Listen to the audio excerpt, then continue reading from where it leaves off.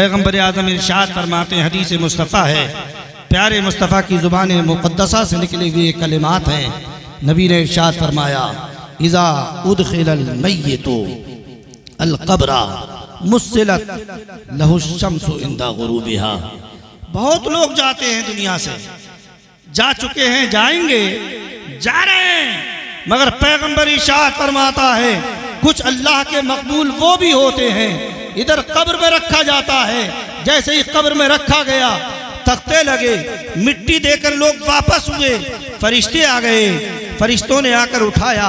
हदीस के कलमे हैं फयुजलिसाने ही, फरिश्ते उसे उठाते हैं, या फयजलिसो, वो उठकर बैठता है। जैसे ही सवाल करता है फरिश्ता, पैगम्बर इस्लाम इरशाद फरमाते हैं, इधर सवाल करता है करने वाला, उधर रब्बे कदीर के महबूब कहते हैं मुस्सिलत लहु शम्सु इंदा गुरूबिहा। उस उठने वाले को जो कब्र में लेटा है, फरिश्तों ने उठाया, वो उठकर बैठा। जैसे ही बैठा अचानक उसकी निगाह पड़ती है, कब्र मालूम नहीं होती, हद्दे नजर जहां तक नजर जाती है उसको तो एक कुशादा मकान मालूम होता है।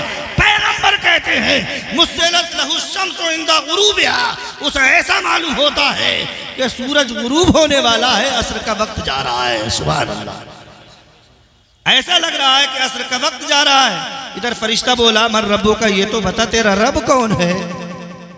आंखों को मसल रहा है, मंदे मोमिन है, गुलामे मुस्तफ़ा है, आंखों को मसला। उधर सवाल हुआ, सवाल के जवाब में बोला, ये नहीं कहा मेरा रब परवरदिगार है, जवाब में कहता क्या है, जवाब तो बाद में दूंगा। ऐसा लगता है कि असर की नमाज जा रही है। सवाल करने वाले, ठहर, जवाब बाद में दूंगा, पहले रब की इबादत तो कर लेने दे। क्या बात है, जवाब बाद में दूंगा, पहले रब की इबादत तो करने दे। कहीं ऐसा ना हो तेरा जवाब देने में असर का वक्त चला जाए। सुभान अल्लाह, कौन कहेगा ये यार, ये कहेगा कौन? जो आदी होगा ना नमाज का, गुलामे मुस्तफ़ा होगा ना। जाते तो सब हैं, मगर अच्छे हैं वो लोग जो ईमान के साथ जा रहे हैं। फरिश्ता सवाल कर रहा है मन रब्बों का, जवाब तो ये था रब्बी अल्लाह, मेरा रब अल्लाह है, मगर बंदे मोमिन कहता है जवाब बाद में दूंगा, पहले नमाज पढ़ने दे। तमाम हदीसें उठाकर देखो, हदीस के कलमे सिर्फ इतने हैं, इज़ा उदखिलल मय्यितुल क़ब्रा मुस्सिलत लहु शम्सु इंदा गुरूबिहा। मय्यित को कब्र में रखा जाता है तो उसके सामने सूरज ऐसे पेश किया जाता है जैसे गुरूब हो रहा है। अब सवाल किया तो सवाल का जवाब बाद में, पहले कह रहा है मुझे असर की नमाज पढ़ने दो। अब हदीस इसके आगे बंद, हदीस का कोई कलमा इसके आगे नहीं है, यहीं पर हदीस खत्म हो जाती है। या रसूल अल्लाह, इतना तो मालूम हो जाना चाहिए था, आपके गुलाम ने ये कहा है मुझे नमाज पढ़ने दो, जवाब बाद में दूंगा। इतना तो समझ में आ गया कि वो नमाज पढ़ने लगा है। अब ये पता नहीं चला नमाज पढ़ने के बाद सवाल हुआ कि नहीं हुआ। तो तमाम मुहद्दिसीन की शरह उठाकर देखो, सब कहते हैं रसूल ने हदीस को खत्म कर दिया है। मतलब ये है नमाज पढ़ी है, इधर हदीस खत्म, उधर सवालों के जवाब खत्म हो गए, सारे सवाल की इंतहा हो गई, नमाज पढ़ ली। पता ये चला, फरिश्ते समझ गए जिसको असर की नमाज याद है, क्या उसको रब का नाम याद नहीं है? वाह वाह वाह वाह, सुभान अल्लाह, सुभान अल्लाह, समझ गए। अब सवाल करने की जरूरत नहीं है। जिसको ऐसे वक्त में असर की नमाज याद हो, जवाब बाद में देना है, पहले असर की नमाज पढ़ने दे। रसूल कायनात ने आगे कुछ इरशाद नहीं फरमाया। पता ये चला मुहद्दिसीन सब लिख रहे हैं, मेरे पैगंबर ने आगे इसीलिए तो नहीं फरमाया कि उसका जवाब यही हो गया है, नमाज पढ़नी है। जब नमाज पढ़ेगा बंदा मोमिन, क्या उसमें मजहब इस्लाम जो सवाल है उसका जवाब मौजूद नहीं है? क्या रब की रबूबियत मौजूद नहीं है? उसी में दुरूदो सलाम के नजराने भी तो लुटाएगा। क्या पैगंबर का पता नहीं देती है नमाज? सारे सवालों का जवाब हो गया। अब अपने हालात पर गौर करो, अपने हालात का जायजा लो। हमें भी जाना है, तुम्हें भी जाना है। कितना खुश नसीब होगा वो मुसलमान। हमारा तो अकीदा है, इधर बंदे मोमिन कब्र की गोद में जाता है, उधर पैगंबर भी तो तशरीफ लाते हैं। कैसा होगा वो मुसलमान। इधर बंदे मोमिन कहेगा कि मुझे नमाज पढ़ने दो, अभी नमाज खत्म नहीं होगी। अगर फरिश्ते वहीं बैठे होंगे तो फरिश्तों से इशारा करेंगे। मेरा पैगंबर कहेगा सवाल करने की जरूरत नहीं है, ये मेरा गुलाम आया है, इसीलिए मेरा पीरो मुर्शिद सैयदोना व सनोदोना हुजूर ताजो शरिया बरेली से पुकार कर कह रहे हैं, या रसूल अल्लाह, मैं मरूं तो मेरे आका ये मलाइका से कहना इसे कोई ना उठाए, ये तो बंदे नबी है, उठाने की जरूरत नहीं। पैगंबर इस्लाम ने इरशाद फरमाया। हमारा तो अकीदा दुनिया का निज़ाम बदल सकता है मगर मुस्तफ़ा का फरमान नहीं बदल सकता ना। नोट करो, एक नाम है हजरत मुस्लिम बिन अम्र। जिस लिए इकट्ठा हुए ना उसी के ताल्लुक से सुनने वक्त नहीं है। हजरत मुस्लिम बिन अम्र एक बुजुर्ग हैं, अल्लाह के वली हैं। जिस शहर में रहते थे उनका पड़ोसी एक गोरकन है, कब्र खोदने का काम करता है। मुस्लिम बिन अम्र फरमाते हैं कि मैंने एक रोज इशा की नमाज पढ़ के बैठा था, या इससे पहले बैठे बैठे मेरे जहन में एक सवाल आया, अरे मुस्लिम, तेरे पड़ोस में एक गोरकन है, एक मुद्दत से कब्रों के खोदने का काम करता है, क्यों ना हो कि आज भी उससे चलकर कोई सवाल कर ले। हो सकता है तेरी नजात का कोई जरिया बन जाए, हो सकता है तेरी नजात का सरमाया हो जाए, हो सकता है कोई नसीहत आमूज सबक मिल जाए। फरमाते मैं चला गया, इत्तेफाक से मुलाकात भी हो गई। मैंने पूछा, भाई पड़ोसी मेरे, ये बताओ, पूरी जिंदगी हो गई कब्रें खोदते खोदते, इतनी मुद्दत में, मुद्दत दराज में, तवील मुद्दत के अंदर कोई ऐसी बात भी देखी, कोई ऐसा मंजर भी देखा जो हमारे लिए और आने वाली नस्लों के लिए अगर उस पर अमल कर ले, अगर खौफे खुदा तारी हो जाए वो सुनकर, तो उसके लिए नजात का जरिया बन जाए। हजरत मुस्लिम बिन अम्र कहते हैं, मैंने इतना कहा उसका सर झुक गया। अरे भाई, आपने सवाल किया है तो सुनो। पूरी जिंदगी में मैंने एक मंजर देखा है, एक अनोखा वाकया देखा है। मुस्लिम बिन अम्र कहते हैं, वो मुझसे सुनाने लगा। भाई बैठिए जरा, मैं सुनाता हूँ। मेरा काम था रोजाना कब्रें खोदने का। मेरा मामूल था कि 2-4 कब्रें में रोजाना तैयार करके रखा करता था, इसलिए पता नहीं कब जरूरत पड़ जाए। कहते हैं कि मैं एक दिन कब्रिस्तान गया, एक कब्र खोदी, तैयार हो गई। फिर मैंने दूसरी कब्र खोदी। इरादा यह था कि आज 3 कब्रें खोदना है, 3 कब्रों को तैयार करना है। एक तैयार की, दूसरी तैयार की, तीसरी कब्र खोदने का जैसे ही मैंने नंबर लगाया, इब्तिदा की, कब्र खोदता जाता था। थोड़ी सी मिट्टी खुदी, बड़ी सख्त खुद रही थी। थोड़ी सी खुदी, उसके नीचे से तपिश आने लगी, गरम गरम आग की लपटें की निकलने लगी। परेशान हो गया, 2 कब्रें खोदी हैं मगर कोई बात नहीं, तीसरी कब्र खोदी है तो नीचे से आग की लपटें निकल रही हैं। कपड़ा भिगा कर लाया, सर पर रखा, बर्दाश्त ना कर सका। करीब में छोटा सा दरख्त था, उसके ऊपर मैंने कपड़ा डालकर साया कर लिया। कई मर्तबा सस्ता सस्ता कर आराम लेकर मैंने उस कब्र को तैयार किया। जैसे ही मैंने कब्र को तैयार किया, 3 कब्रें तैयार हो गई। मैं एक दरख्त के साए में, करीब में दरख्त था, बैठ गया। जैसे ही बैठा, मैंने आसमान से अचानक 2 आदमियों को उतरते हुए देखा। आसमान से 2 शख्स उतरे हैं। पहली कब्र जो पहले नंबर पर खुदी थी, उसके एक सराहने खड़ा है, एक पायती की तरफ खड़ा है। सराहने वाला पायती की तरफ खड़े होने वाले से कहता है, लिखो। पायती वाले ने कहा, बताओ क्या लिखूं? सराहने खड़े होने वाले शख्स ने कहा था, लिखो, इस कब्र को चारों तरफ से 12-12 मील अल्लाह ने कुशादा कर दिया है। सुभान अल्लाह। कितनी? 12-12 मील। जोर से बोलो। 12-12 मील चारों तरफ से कुशादा किया गया। इस कब्र को लिखो। लिख दिया लिखने वाले ने। हटे, दूसरी कब्र पर आ गए। दूसरी कब्र। सिरहाने वाला कहता है, सिरहाने खड़ा है, खड़ा होने वाला बोला लिखो। पांती की तरफ जो खड़ा है वो बोला क्या लिखूं इसके बारे में? कहा इसको लिखो, इस कब्र को ता हद्दे नजर कुशादा किया जा रहा है। सुभान अल्लाह, सुभान अल्लाह, ता सुभान हद्दे नजर। इसका मकीन होगा जो इसमें दफन होगा, उसका हाल ये होगा जहां तक उसकी नजर जाएगी उसको अपनी कब्र, अपना मकान दिखाई देगा। लिख दिया गया। वहां से उठे तीसरी कब्र पर जिस पर आंच आ रही थी। कहा लिखो। पूछने वाले ने पूछा क्या लिखूं? शहादत की उंगली, अंगूठे को ऐसे किया, लिखो। अगर चाहिए 2 गज, 2.5 गज, 4 गज चौड़ी है, 6-7 गज लंबी है, मगर लिखो। इस कब्र को जितनी 2 उंगलियों के दरमियान का फासला इतना तंग किया जा रहा है, इतना तंग। गोरकन जो बैठा हुआ था, खोदने वाला, वो कानों से सुन रहा था। अजीब मंजर देखा, फिर सोचने लगा ये तो मैंने देख लिया, मगर अब ये भी देखना है कि इन कब्रों में दफन होने वाले कौन कौन आते।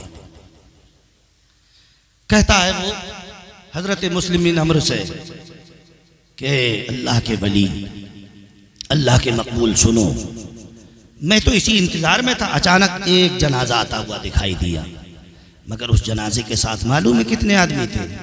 4 आदमी तो वो थे जो जनाजे को उठाए हुए थे, 5 आदमी वो थे जो जनाजे के साथ चल रहे थे, कुल 9 आदमी थे, कोई 10वां आदमी नहीं था, कुल 9 आए। आने के बाद पूछा भाई साहब कोई कब्र तैयार है? मैंने कहा 3 कब्रें हैं। उन्होंने देखा तो पहली कब्र, पहली वाली जो 12-12 मील कुशादा की गई, उसको उन्होंने मुंतखब कर लिया, भाई ये कब्र हमें दे दो, जो आपकी मजदूरी है, जो पैसे है वो ले लो। उन्होंने कहा ठीक है। कब्र दी, नमाज जनाजा पढ़ी गई, कब्र में उतार दिया गया। गोरकन कहता है कि मैंने उनसे पूछा अच्छा ये तो बताओ तो सही, ये जिसको तुम लेकर आए हो इसमें कुल 9 आदमी क्यों हैं? क्या तुम्हारी बस्ती में और कोई नहीं है? क्या बस्ती छोटी है या तुम ही लोग यहाँ पर रहने वाले हो? तो कहने लगा, उन लोगों ने जवाब दिया साहब थे तो बहुत, मगर ये जिसकी आपने नमाज जनाजा पढ़ी है ये एक गरीब आदमी था, लाचार मजबूर था। कौन होता है गरीबों का? किसी कहने वाले ने कहा है गरीबों के जहां में वक्त भी रुक रुक के चलते हैं, गरीबों के जहां में वक्त भी रुक रुक के चलते हैं, कभी सुबह नहीं होती, कभी शामें नहीं होती।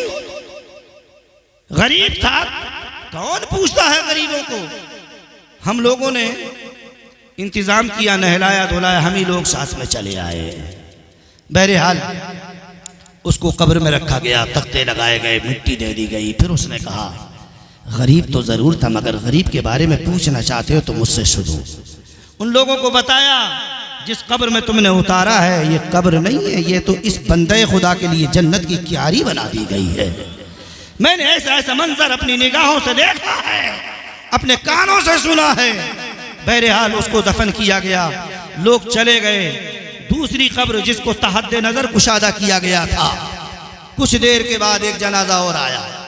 वो कहता है आज मुझे देखना है कि ये तीनों कब्रें किस किस के लिए रखी गई हैं, देखना है। थोड़ा सा वक्त गुजरा, एक जनाजा और आता दिखाई दिया। जनाजा तो आ रहा था, मगर जनाजे के साथ कुल 4 आदमी थे, वो भी वही थे जो जनाजे को उठाए हुए थे, वही थे जो जनाजे को उठाए हुए थे। जनाजा लाया गया, रखा गया। पूछा भाई कोई कब्र तैयार है? कहाँ कब्रें तैयार है? तो उन्होंने बीच वाली कब्र का इंतखाब कर लिया कि साहब ये कब्र हमें दे दो, इसकी उजरत आप ले लो। कब्र ले ली गई, कब्र दे दी गई उनको, नमाज जनाजा पढ़ी गई। फिर उस शख्स ने पूछा अच्छा ये तो बताओ तुम जो जनाजा लेकर आए हो क्या बस्ती में इतने ही लोग थे? क्या यही नमाज जनाजा पढ़ने वाले, यहाँ का माहौल यही है? तो उस मय्यत की तरफ से आने वालों ने जवाब दिया। पूछने वाला कहता ये है कौन, ये तो बताओ। तो लाने वाले कहते ये तो हमें भी मालूम नहीं ये है कौन, जिसका जनाजा हम लेकर आए हम भी नहीं जानते। सिर्फ इतना जानते हैं शाम को आया था, सुबह के वक्त में हमने अपने मस्जिद के करीब देखा है,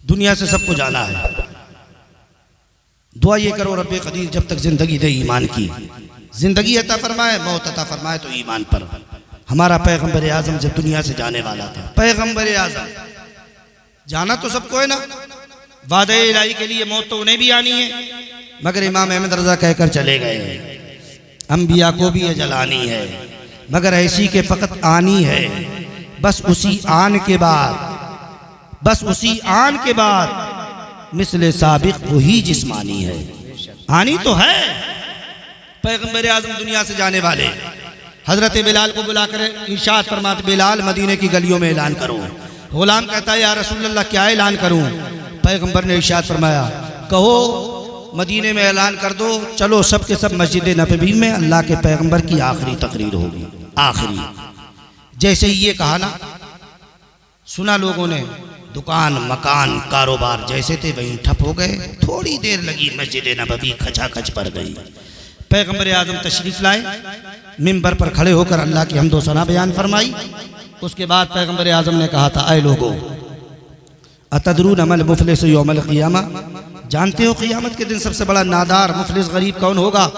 पैगंबर आज़म के सहाबा ने कहा, हुजूर जिसके पास मकान दुकान रहने सहने का इंतज़ाम, पहनने के कपड़े खाने पीने का साजो सामान ना हो वो गरीब होता है। पैगंबर ने इरशाद, नहीं, सबसे बड़ा गरीब वो होगा, दुनिया में मालदार था, वो देदार था, ज़मींदार था, मगर जब दुनिया से गया तो हुकूकुल इबाद में गिरफ्तार होकर चला गया। सबसे बड़ा गरीब वो होगा। अपने सीनों पर हाथ रखो।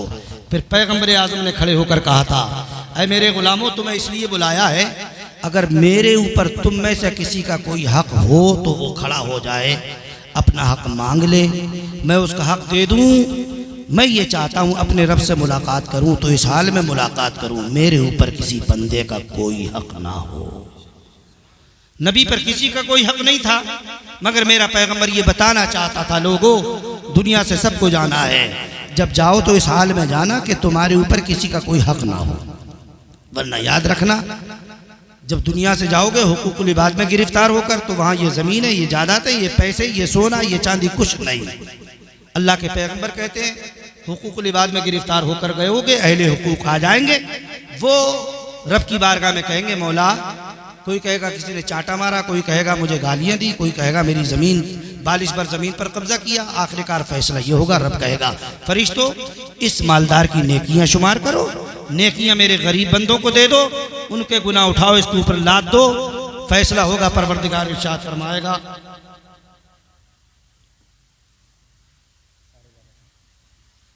रब्बे कदीर इरशाद फरमाएगा, ऐ मेरे फरिश्तों, इसको इन मेरे बंदों को जिनके हुकूक मार कर आया है ना, इनको मेरे हबीब के सदक़े में जन्नत अता कर दो, और जो हक मार कर आया है इसको घसीटते हुए ले जाओ, जहन्नम में ले जाकर डाल दो।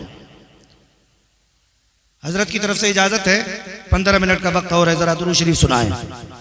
एक नसीहत आमूज में सिर्फ एक वाकया नसीहत आमूज, ज्यादा तफसीली वक्त नहीं है। हजरत इब्राहीम इब्ने अदम का नाम सुना है ना आपने? सुना है ना? बल्ख के बादशाह थे, सारी बादशाह को छोड़ दिया था। अब वो बादशाह के नाम से नहीं जाने जाते थे, अल्लाह के मकबूल बंदे के नाम से लोग याद करते थे। उनकी बारगाह में एक दिन आया, मैं बड़ी जल्दी से अपनी बात रख रहा हूँ।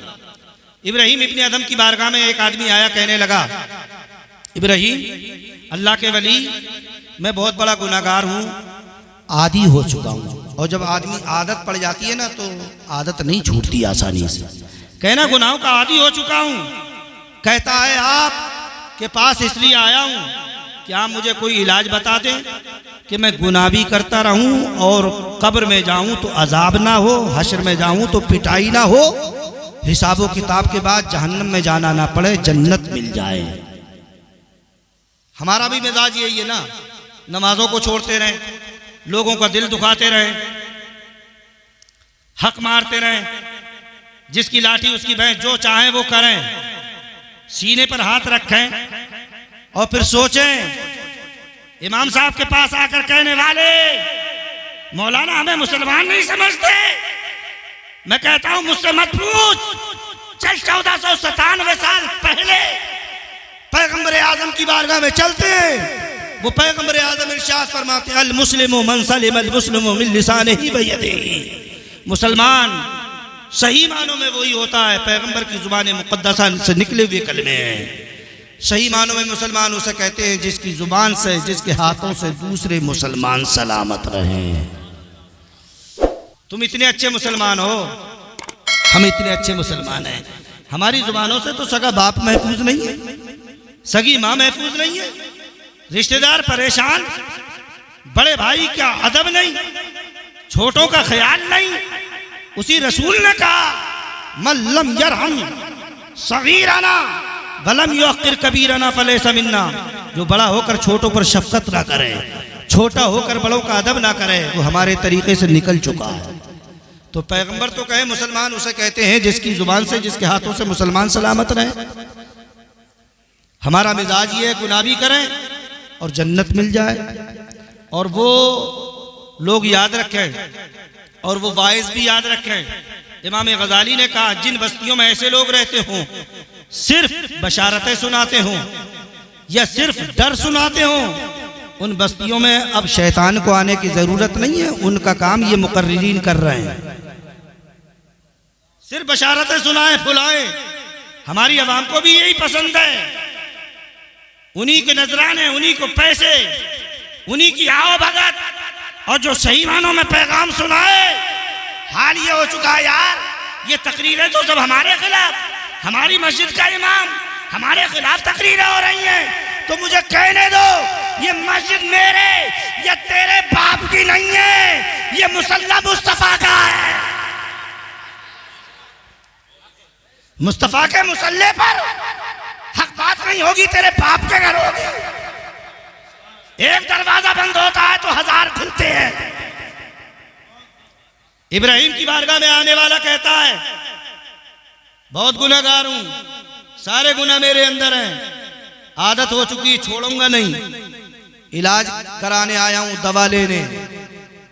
ऐसी दवा बताइए कि गुनाह भी करता रहूं, पकड़ ना हो, क़ियामत में गिरफ्त ना हो, कब्र में अजाब ना हो। बुजुर्गों की बारगाह होती है। हजरत इब्राहिम बोले, एक इलाज लेने आया, मैं 6 इलाज दे रहा हूं। सुभान अल्लाह।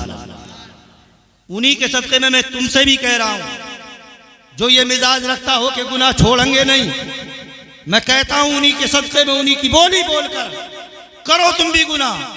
न कब्र में पिटाई होगी, न हश्र में ठुकाई होगी, जहन्नम में नहीं जाओगे, मुस्तफ़ा की शफाअत मिल जाएगी। अमल करो। इब्राहिम इब्ने अदहम ने कहा था, तू एक इलाज मांगने आया ना, एक सबक, मैं 6 तरीके के सबक बताता हूँ, किसी एक पर भी अमल कर लेना, मेरा रब तुझे बख्श देगा। बोला हुजूर बहुत जल्दी बताइए, बड़ा खुश हो गया ना, ऐसी बातों से बड़े खुश होते हैं ना लोग। बोला हुजूर जल्दी बताइए। हजरत इब्राहिम इब्ने अदहम ने कहा, सुन, पहला इलाज ये है, जब तक जिंदा रहे, जब तक मेरे रब का रिज़्क़, उसका पानी, उसकी नेमतें, खाना पीना छोड़ दे, मेरा रब तो उससे कुछ नहीं पूछेगा, कुछ नहीं पूछेगा। बोला हुजूर आप बातें कैसी कर रहे हैं, जब मैं खाऊंगा नहीं तो कैसे जिंदा रहूंगा, पीऊंगा नहीं तो कैसे जिंदा रहूंगा। जलाल आया इब्राहिम को, इरशाद फरमाया, शर्म नहीं आती? अबे दुनिया वालों का मिजाज ये है, दुनिया का रस्म रिवाज ये है, दुनिया की रीत ये है, जो जिसका खाता उसी की गाता है, उसके खिलाफ कदम उठाता है तो पकड़ लिया जाता है। खाता उसी का, पीता उसी का है, नाफरमानी की इजाजत मांग रहा है। बोला हुजूर ये तो नहीं कर सकता, दूसरी बात बताइए, हो सकता है अमल कर लूं। पैगंबर का गुलाम कहता है, सुन, दूसरी बात पर अमल कर, यार मेरा रब तुझसे कुछ नहीं पूछेगा, तुझे बख्श देगा। बोला हुजूर जल्दी बताइए, मैं भी जल्दी जल्दी बता रहा हूँ। हजरत इब्राहिम बोले, दूसरी बात पर अमल कर लेना। बोला हुजूर बताइए। हजरत इब्राहिम इब्ने अदहम ने कहा, चल खाते रहना, पीते रहना, मगर जब तू गुनाह करने का इरादा करे, शराब पीने का, नाफरमानी का, छोटा बड़ा कोई भी गुनाह करने का इरादा करे, तो जब गुनाह करने का इरादा करे उससे पहले तू मेरे रब के मुल्क से निकल जाना, जमीन से निकल जाना, किसी ऐसी जगह जाकर गुनाह करना जहां मेरे रब की हुकूमत ना हो, रब का मुल्क ना हो, उसकी जमीन ना हो, उसके आसमान का शामियाना ना हो। कहने लगा हुजूर आप बातें कैसी कर रहे हैं? वही रब तो कहता है या माशरल जिन्नि वल इंसी इन इस्तताअतुम अन तनफुज़ू मिन अक़तारिस समावाति वल अर्दि फनफुज़ू। ऐ जिन्नो इंसान के गुरु, अगर तुम में ताकत हो तो हमारी ज़मीनें साथ हैं, आसमान साथ हैं, जहाँ जा सकते हो चले जाओ, हमारी तरफ से इजाज़त है, उसी ने इजाज़त दी है। मगर आगे ये भी कह दिया है ला तनफुज़ून इल्ला बिसुल्तान, जहाँ जाओगे वह हुकूमत हमारी होगी, बादशाहत हमारी होगी।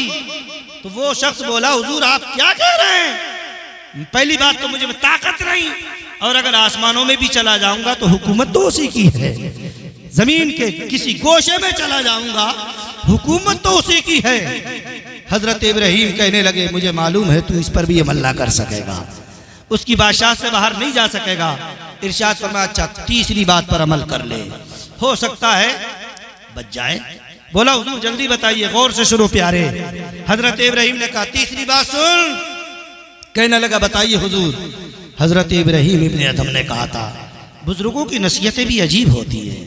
इरशाद फरमाया सुनो, जब तुम गुनाह करने का इरादा करो ना तो ऐसी जगह छुप जाना, ऐसी जगह छुप जाना जहां मेरा रब तुझे देखने ना पाए। छुप छुप कर गुनाह करना, रब देखेगा नहीं तुझे ना तो तेरी गिरफ्त नहीं होगी। फौरन तड़प गया, बेकरार हुआ, बोला हुजूर वो तो सीनों के राजों को जानता है, वो दिलों के खतरों को जानता है, हुजूर उससे छुप कौन सकता है? अभी दिल में बात आई है, मेरे रब को मालूम हो गया है, अबे आई नहीं, वो तो अजल से जानता है, अब तक जानता है क्या करने वाला है, उसने सब कुछ लिख दिया। कहने लगा हुजूर मैं ये भी नहीं कर सकता, ना बगैर खाए पिए रह सकता, ना उसके मुल्क से निकल सकता, ना उससे छुप कर गुनाह कर सकता। तीन बातें हो गई। बोला हुजूर चौथी बात बताइए, हो सकता है मैं उस पर अमल कर लूं। अब खास तौर से जरा गरेबान में मुंह डालो, मैं आपसे मुखातिब हूं, गरेबान में मुंह रखो, सीनों पर हाथ रखो, चलो जरा इब्राहीम की बारगाह में। इब्राहीम ने कहा क्या था चौथे सवाल में? कहा चौथा सवाल सुन, चौथा इलाज सुन, इस पर अमल कर लेगा मेरा रब तुझसे कुछ नहीं पूछेगा। कहने लगा हुजूर बताइए। हजरत इब्राहीम इब्ने अदम ने इरशाद फरमाया एक वक्त आएगा तेरे पास मलकुल मौत फरिश्ता आएगा। आएगा कि नहीं? बोलो यार आएगा कि नहीं? क्या तुम में कोई ऐसा बैठा है जिसके पास ना आए? सबके पास आएगा। इब्राहीम बोले तेरे पास भी आएगा, अब ये मालूम नहीं है कि कब आएगा। इब्राहीम ने कहा जब भी आए, जब भी आए तो तू खड़े हो जाना और कहना इज़राइल अल्लाह के मुकर्रब फरिश्ते तुम अभी आ गए। 15 साल की उम्र में बालिग हुआ, 55 साल की उम्र हो चुकी है, 40 साल वो गुजरे हैं सिर्फ जुमा जुमा पढ़ा है, 40 साल वो गुजरे हैं, शायद इस 40 साल में कोई रमजान का रोजा रखा हो। मेरे माँ बाप नाराज हैं, बड़ों के साथ बेअदबी की है, छोटों का हक मारा है, पड़ोसी जुल्म और सितम से परेशान है। हजरत इब्राहीम कहते हैं तू फरिश्ते से कहना 40 साल की नमाजें कज़ा हैं, इतना वक्त मिलना चाहिए कि उन वक्तों की नमाजों की अदायगी कर लूं। 40 साल के रोजे कज़ा हैं, उस वक्त रूह कब्ज मत करने मत आना जब तक के रोजे ना रख लूं। मां नाराज है, राजी करने का मौका दे। बाप नाराज है, उससे माफी मांगने का मौका दिया जाए। बड़े भाई के साथ बेअदबी की है, उसको मनाने दिया जाए। छोटे का हक मारा है, अदायगी का मौका दिया जाए। पड़ोसियों से माफी मांगने का मौका दिया जाए। डालो गरेबान में मुंह, फैसला करो। कहीं नमाजें तो कज़ा नहीं है, कहीं रोजे तो जिम्मे पे नहीं है, कहीं माँ बाप नाराज तो नहीं है, कहीं बड़े भाई का दिल तो नहीं दुखा है, कहीं छोटे का दिल तो नहीं दुखा है, पड़ोसी नाराज तो नहीं है, कहीं ऐसा तो नहीं है। इधर जनाजा उठाओ, गरीबों की आंखें निकलती हो, वो गरीब कहे मौला। लोगों से आपस में कहे ये जो जनाजा जाता हुआ देख रहे हो, एक जालिम का जनाजा जा रहा है। ठीक हुआ चला गया, अल्लाह के बंदों को आराम मिल गया। ऐसा ना हो बल्कि तुम्हारा जनाजा उठे तो लोग कहें चलो यार इसके जनाजे में शरीक हो जाए, मुस्तफ़ा के गुलाम का जनाजा जा रहा है, चलो चलो नमाजी का जनाजा जा रहा है, इमाम का जनाजा पढ़ ले। हम गुनाहगार हैं मगर ये तो वक्त का इमाम है, उम्मीद है रब्बे कदीर इसके जनाजा पढ़ने की बरकत से हमारी मग़फ़िरत कर देगा। इब्राहीम इब्ने अदम कह रहे हैं, कह देना फरिश्ते से अभी रूह कब्ज नहीं होगी साहब, नमाजें पढ़ूंगा, रोज़ों की कदा करूंगा, भाई को राजी करूंगा, माँ बाप से माफ़ी मांगूंगा, पड़ोसियों के हुकूक अदा करूंगा, तब मेरी रूह कब्ज करने आना। बोला हुजूर वो फरिश्ता आता है तो मौका कब मिलता है, वो नहीं देता है मोहलत, वो बातें करने का मौका कहाँ। हजरत इब्राहीम को जलाल आया, इरशाद फरमाया नादान सब कुछ जानते हो फिर भी इजाजत मांग रहे हो गुनाह करने की। बोला हुजूर समझ में आ गया मगर आपने 6 बताए ना, 6 को कहा भी तो 3 इलाज बताए, हो सकता है 2 और बताइए, हो सकता है मैं अमल कर लूं। इब्राहीम इब्ने अदम ने इरशाद फरमाया सुन बहुत जल्दी, 5वीं बात यह है कल क़ियामत का दिन होगा, नफसी नफसी का आलम होगा, लोगों के नामे अमाल किसी के सामने से दाहिने हाथ में दिए जाएंगे, किसी के पीठ पीछे से बाएं हाथ में। जिसके पीठ पीछे से दिए जाएंगे फैसला होगा ये उधर का है, जिसके दाहिने हाथ में सामने से आएंगे फैसला हो जाएगा मुस्तफ़ा वाला है, सुभान अल्लाह, फैसला हो जाएगा मुस्तफ़ा का गुलाम है। इब्राहीम बोले जब तेरे नामाए अमाल तेरे पीठ के पीछे से बाएं हाथ में दिए जाएं तो तू कहना ये अल्लाह के फरिश्ते मैं पीठ के पीछे से नहीं लूंगा, बाएं हाथ में नहीं लूंगा, सामने से लूंगा, दाहिने हाथ में लूंगा। बोला हुजूर वो हमारी नहीं सुनेंगे, वो तो वो करेंगे जिसका हुक्म रब ने दिया होगा, हमारी नहीं चलेगी। इब्राहीम इब्ने अदम को जलाल आया, इरशाद फरमाया नादान अबे उस दिन नहीं चलेगी, आज तो चल रही है, रब ने इख्तियार दिया है, आज तो मौका है, गनीमत समझ, झुक रब की बारगाह में। मेरा रब इतना बड़ा रहमान है, वो रहीम है, वो गुनाहों को नहीं देखता, हबीब के दामन को देखता है, सुभान अल्लाह। इब्राहीम कहते हैं आज रो गिड़गिड़ा, रब्बे कदीर की बारगाह में तेरे 2 आंसू तेरी बख्शिश का जरिया बन जाएंगे, सुभान अल्लाह। बोला हुजूर 6ठी बात तो और बता दे।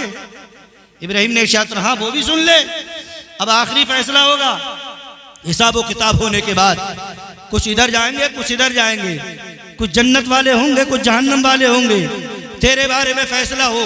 ऐ फरिश्तों पकड़ो इसे, घसीटते हुए जहन्नम में ले जाओ। जब फरिश्ते तुझे लेने के लिए आए और तुझे जहन्नम की तरफ लेकर चलने लगे तो तू कहना फरिश्तों अल्लाह के मुकर्रब फरिश्तों मुझे इधर मत ले जाओ, मैं इधर नहीं जाऊंगा, मुझे ले जाना है तो इधर लेकर चलो, मैं तो इधर जाऊंगा। कहने लगा हुजूर वो मेरी नहीं सुनेंगे, वो तो वो करेंगे जो रब ने कहा है, जो हुक्म मिला है परवरदिगार का, वहाँ हमारी नहीं चलेगी।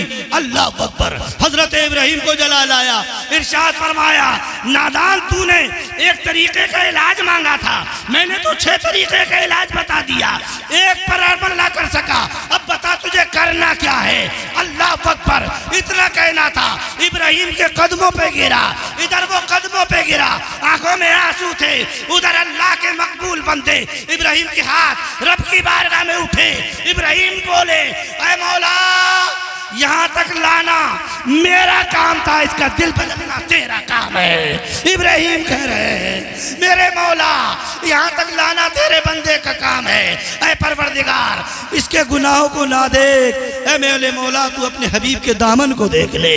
इधर इब्राहीम दुआ कर रहे हैं प्यारे, जब वो बंदा खुदा जो अब तक गुनाहों की इजाजत मांग रहा था अब रब की बारगाह में रो रो कर कह रहा था ऐ मौला मैं गुनाहगार हूँ, सियाकार हूँ, मैं नाकारा सही बेकार सही मौला, मगर तेरे महबूब बंदे के कदमों पे पड़ा हूँ मौला, अब मुझे ना देख अपने महबूब के कदमों को देख ले।